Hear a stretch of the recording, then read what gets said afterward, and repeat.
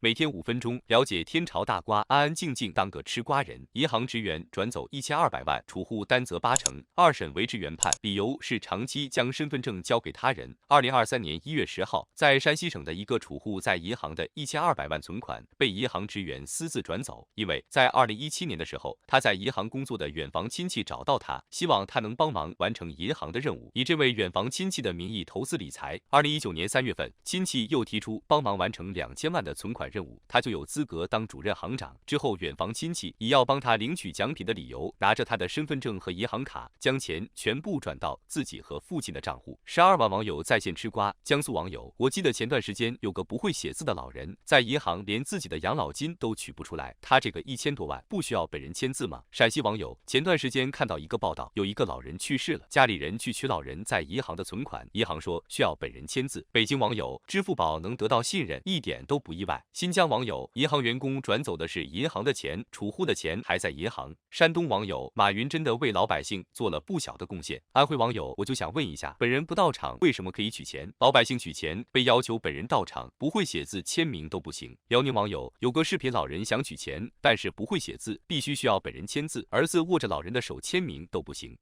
1月10号消息，一位33岁的中国女性远嫁韩国，被46岁的韩国丈夫长期家暴，杀妻未遂，因为其认真反省减刑1年，被判刑2年半。4万多网友扎堆吃瓜。广东网友：女生们口口声声的韩国欧巴，这次是真的欧了。福建网友：我不会同情这种女的，我就2个字，活该。上海网友：她就真的这么喜欢吃泡菜吗？广东网友：在中国国内远嫁都不容易了，更何况是远嫁国外，希望有这个打算的考虑清楚。广西网友：我想起了林志玲。江西网友：这个视频下方的评论让我看见了人类的下限和物种的多样性。安徽网友：我只想说，自愿远嫁国外就不要后悔，不管发生什么事都要自己承担后果。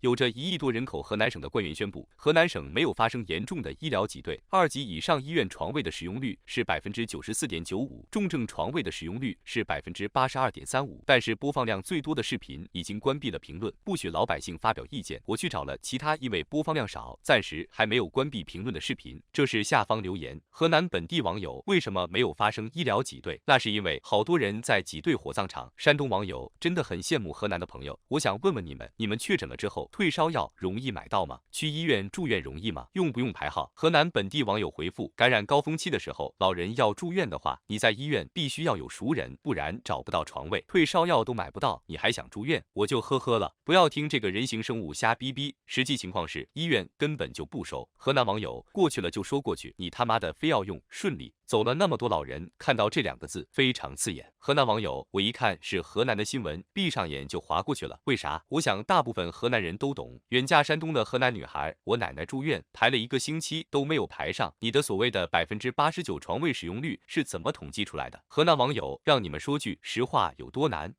李铁又供出一位重量级人物，牵连中国足协高层。2022中超联赛已经落幕，反而李铁的案件却陆续有大瓜被爆出。中超深圳队总经理丁勇被带走。江苏网友说中国足协没有问题，打死我都不信。陕西网友：李铁再一次为中国足协做出来贡献。山东网友：感谢帖子，我虽然不看足球，但是现在帖子这个中国足协内部的卧底做得好。帖子本着我不入地狱，足协就入地狱的原则奉献自己。广东网友：如果李铁还热爱足球，还想让中国国足得到发展，你索性都招了吧，让中国国足重新洗牌。辽宁网友：中国足球就应该推倒重建，要从娃娃抓起。广西网友：可以直接开一辆大卡车到中国足协，全部赶上车，他们都是一路货色。河北网友：帖子啊，咱都招了吧，你在里面吃牢饭，不能让他们在外面吃香喝辣呀。山东网友：李铁说，你们再不救我，我可要全部说出来了呀。山东网友：加油帖子，争取早日在里面凑出一支球队，好拿金球奖。天津网友：下面播报一条简讯，自李铁落网后，我国海参销量严重下滑。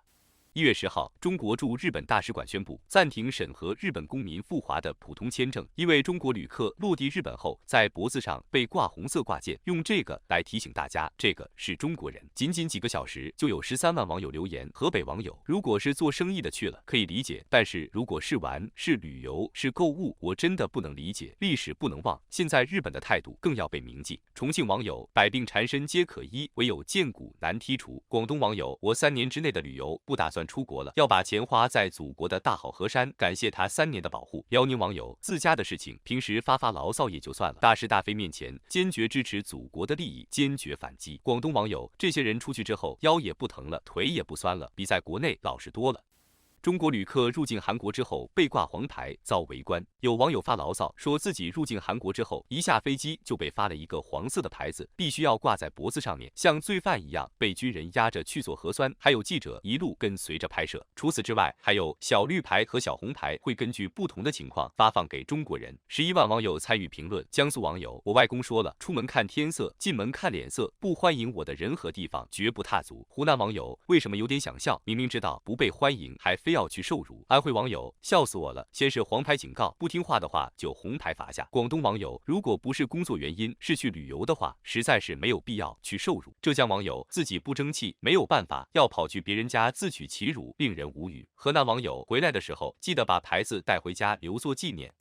江苏省一家4口被杀，凶手是被害人的2婚丈夫，是当地的一名辅警，因为被害人私自卖掉了凶手出装修款的房屋，2个人闹离婚时，凶手向被害人索要装修款，随后发生惨案。5万网友参与评论。浙江网友：有人欠我10万块钱，已经15年了，我心平气和的要账，对方1毛不拔。重庆网友：做人不要骗人骗财，好人一生平安。河南网友：人家和你心平气和，你耍无赖，最后把命都丢了。安徽网友：欠人钱的人非常的可恶。山西网友：女方父母太不厚道。广西网友：杀人的固然可恶，被杀的未必可怜。安徽网友：不是吧，评论区的人竟然在共情杀人凶手，三观有点扭曲啊，什么受害者有罪论。